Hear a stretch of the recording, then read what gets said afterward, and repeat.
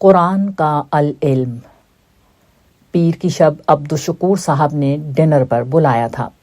میں نے یہاں گفتگو میں قرآن مجید کی اہمیت اور قرآن کی بنیاد پر دعوت دین پر توجہ دلائی۔ یہ وہ معاملہ تھا جس پر میں نے یہاں میلبرن میں عبدالشکور صاحب اور سڈنی میں ذوالفقار صاحب کو خاص طور پر توجہ دلائی، کیونکہ یہ دونوں صاحبان علم تھے۔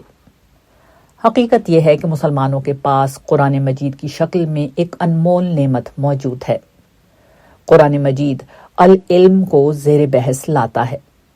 یہ العلم وہ کنجی ہے جس سے دنیا اور آخرت کے ہر دروازے کو کھولا جا سکتا ہے، مگر بجائے اس کے کہ مسلمان اس خزانے کی قدر کریں، بدقسمتی سے انہیں یہ العلم انتہائی بے وقت اور معمولی لگتا ہے۔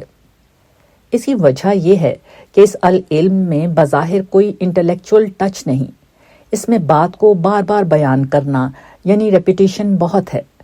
اس سے بظاہر معلومات میں کوئی اضافہ ہوتا ہوا محسوس نہیں ہوتا۔ لوگ سمجھتے ہیں کہ وہ تو پہلے ہی ان چیزوں کو جانتے اور مانتے ہیں، اس لیے ان کو پڑھنا بے فائدہ کام ہے۔ اس لیے لوگوں کو یا تو قرآن کے العلم میں کوئی دلچسپی محسوس نہیں ہوتی اور وہ دوسری چیزوں کے پیچھے پڑے رہتے ہیں، یا پھر وہ درس قرآن کے نام پر اپنی دلچسپی کی چیزوں کو پیش کرتے رہتے ہیں۔ اب سوال یہ پیدا ہوتا ہے کہ وہ العلم کیا ہے؟ جواب یہ ہے کہ یہ العلم اس حقیقت کو جاننے کا نام ہے کہ اس کائنات کا خالق یعنی اللہ پروردگار عالم ایک انتہائی خوبصورت اور غیر معمولی ہستی ہے۔ اس خوبصورت ہستی نے اپنی کچھ صفات اور اختیارات دے کر انسان کو تخلیق کیا اور اسے اس زمین کا حاکم بنا دیا۔ گویا خدا نے ایک چھوٹا خدا تخلیق کیا جس کے پاس اختیار ہے، اقتدار ہے، خیر و شر کا شعور ہے، ذوق جمال ہے، انسان دیکھ سکتا ہے، سن سکتا ہے، تجزیہ و تحلیل کر سکتا ہے اور فیصلے کر سکتا ہے۔ یہ تمام کی تمام خدائی صفات ہیں جو انسان کے سوا کسی اور مخلوق کو ایک ساتھ نہیں دی گئیں۔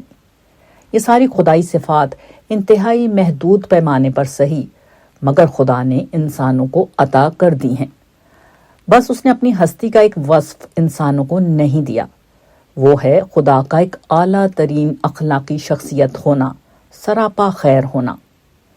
انسانوں کو اخلاقیات کا شعور دیا گیا ہے، مگر ایک اعلیٰ اخلاقی شخصیت انسانوں کو خود بننا ہے۔ یہ اکتسابی چیز ہے جو انسانوں کو خود حاصل کر کے خدا کی شخصیت کا ایک ادنا ترین صحیح مگر عکس بننے کی کوشش کرنی ہے۔ اسے عدل، احسان اور انفاق پسند ہیں جو تمام بھلائیوں کا سر چشمہ ہیں۔ انسانوں کو یہ اوصاف خود میں پیدا کرنے ہیں۔ اسے فواحش، منکر اور ظلم ناپسند ہیں جو تمام خرابیوں کی جڑ ہیں۔ انسانوں کو ان برائیوں سے بچنا ہے۔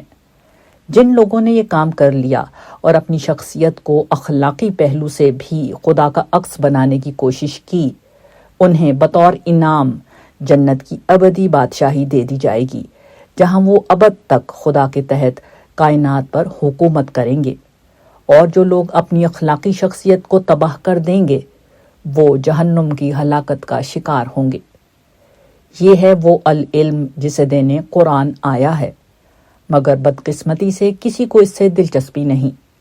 مگر جو لوگ اس بات کو سمجھ کر اسے اپنی زندگی بنا لیں اور اس دعوت کو اپنی ہستی بنا لیں گے، کل قیامت کے روز وہ لوگ سب سے بڑھ کر خدا سے قریب اور درجات میں بلند ہوں گے۔